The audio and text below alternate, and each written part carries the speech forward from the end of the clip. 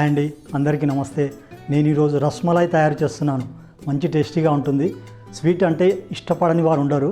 నేను చేసే విధంగా మీరు కూడా చేసుకోండి. నేను ముందుగా ఫుల్ క్రీమ్ పాలు 1/2 లీటర్ తీసుకున్నాను. ముందుగా ఇవి ఒక గిన్నెలో పోసుకొని బాగా మరగబెట్టుకోవాలి.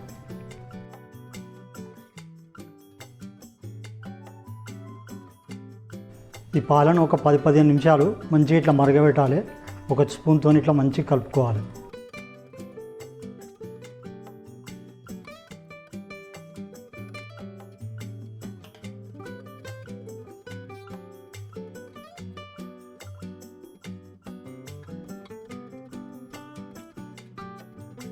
కొద్దిగా పాలల్లో కుంకుమ పువ్వును నానబెట్టినాను, అది ఇప్పుడు కలుపుకోవాలి. పాలు మంచిగా మరిగిన తర్వాత అండా కలుపుకోవాలి. స్పూన్తో ఇట్లా మంచిగా కలుపుకోవాలి.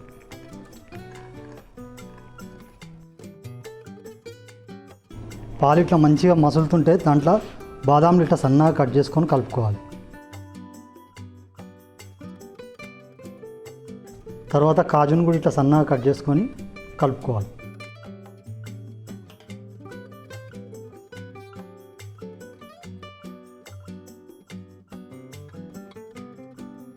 కొద్దిగా ఇలాచి పౌడర్ ఇప్పుడు వేసుకోవాలి. ఈ పాలను ఎక్కువ మరగబెట్టుకోవద్దు, ఇట్లా మామూలుగా పలుసగా ఉండాలి.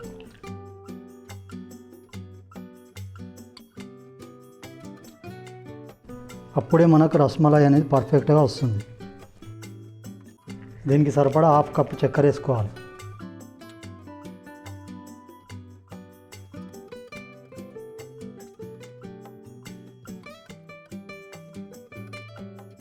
ఈ పాలల్లో చక్కెర అంతా బాగా మరిగింది. దీన్ని ఇప్పుడు పక్కన ఒక బౌల్లో పోసుకోవాలి. ఈ సెటప్ని ఇట్లా ఫస్ట్ తయారు చేసుకొని పెట్టుకోవాలి.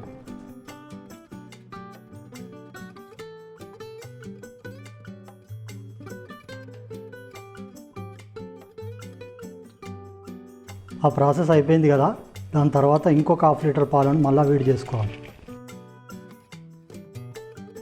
ఇవి కూడా ఫుల్ క్రీమ్ పాలే.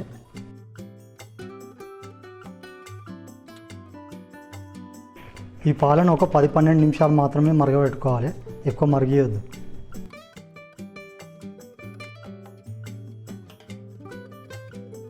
ఒక చిన్న బౌల్ తీసుకొని దాంట్లో ఒక 2 చెంచాల వెనిగర్, 2 చెంచాల వాటర్ ఇలా కలుపుకోవాలి. కొద్దిగా ఈ వాటర్ వెనిగర్ ఉంది కదా, మీరు కొంచెం కలుపుకోవాలి.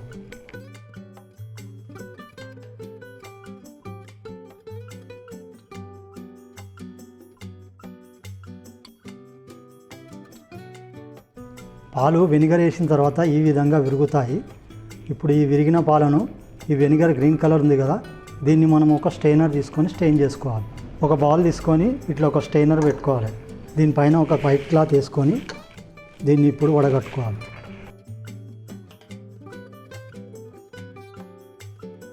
ఈ వెనిగర్ టేస్ట్ పోవడానికి ఒక వాటర్ పోసుకొని ఇట్లా కలుపుకోవాలి. దీన్ని ఇట్లా కడిగినట్టు చేయాలి. అప్పుడు ఆ వెనిగర్ అంతా వెళ్ళిపోతుంది. ఇప్పుడు దీంట్లో వాటర్ పోసుకున్నాం కదా, ఈ బట్టను కొంచెం ఇట్లా ఆ వాటర్ అంతా పిండేసుకోవాలి. ఎక్కువ గట్టిగా పిండొద్దు, ఎన్ని వాటర్ పోతే అంతవరకే చేయాలి. దీనిపైన ఏదైనా ఒక బరువు ఇట్లా పెట్టుకుంటే ఆ మిగతా వాటర్ కూడా అంతా విడిపోతుంది. ఇప్పుడు ఒక వెడల్పు ప్లేట్ తీసుకొని దాంట్లో వేసుకొని ఇట్లా మడమతో కొంచెం ఇట్లా ప్రెస్ చేసుకోవాలి. ఇట్లా సాఫ్ట్గా చేసుకోవాలి. అప్పుడే మనకు రస్మలై కరెక్ట్ వస్తుంది. ఇది లైట్గానే ఇట్లా చేసుకోవాలి, ప్రెస్ చేసుకోవాలి. ఎక్కువ చేస్తే మళ్ళీ నెయ్యి వెళ్ళిపోతుంది, అప్పుడు మనకు రస్మలై మంచిగా రాదు. కొద్దిగా సాఫ్ట్ వచ్చే వరకు చేసుకోవాలి.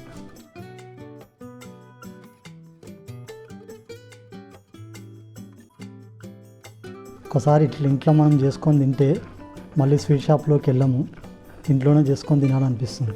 ఇవి క్రాకులు రాకుండా ఇసుకపోకుండా ఉండడానికి ఒక చెంచా మైదాపిండి వేసి కలుపుకోవాలి. 1 చెంచానే వేయాలి, ఎక్కువ వేయద్దు. 1 చెంచా వేస్తే సరిపోతుంది. ఇప్పుడు దీన్ని మళ్ళీ కలుపుకుందాం. ఇట్లా చిన్న బాల్స్గా కట్టుకోవాలి.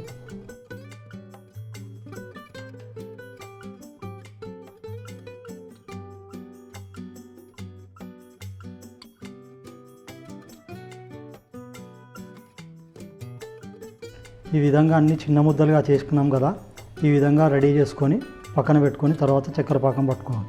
చక్కెర పాకం పట్టుకోవడానికి 1 కప్పు చక్కెర వేసుకుంటున్నాను నేను. ఇదే సైజుతో మళ్ళీ 6 కప్పుల వాటర్ పోసుకొని చక్కెర పాకం పట్టుకోవాలి.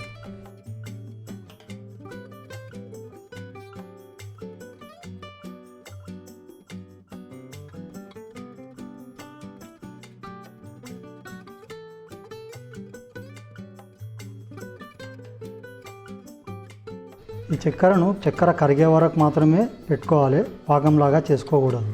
చక్కెర నీళ్ళు ఇప్పుడు మసిలినాయి కదా, ఈ విధంగా మనం ఇప్పుడు షేప్ చేసుకొని పెట్టుకున్నాం కదా, వీటిని ఇందులో ఒకటొకటిగా వేసుకోవాలి. తర్వాత దీనిపైన ఒక మూత పెట్టుకొని హై ఫ్లేమ్ మీద 15 నిమిషాలు ఉడికించుకోవాలి.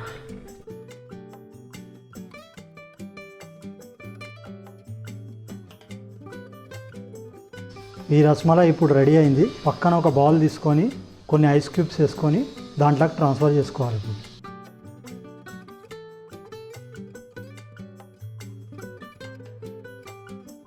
ఒక 5-6 మినిట్స్ ఇట్లా ఐస్ వాటర్లో పెట్టుకోవాలి.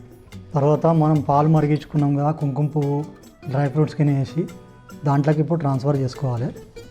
అంతకన్నా ముందు వీటిని కొంచెం లైట్గా ఒత్తుకుంటే అందులో ఉన్న వాటర్ వెళ్ళిపోతుంది, అప్పుడే పాలన అనేది పీల్చుకుంటుంది అది.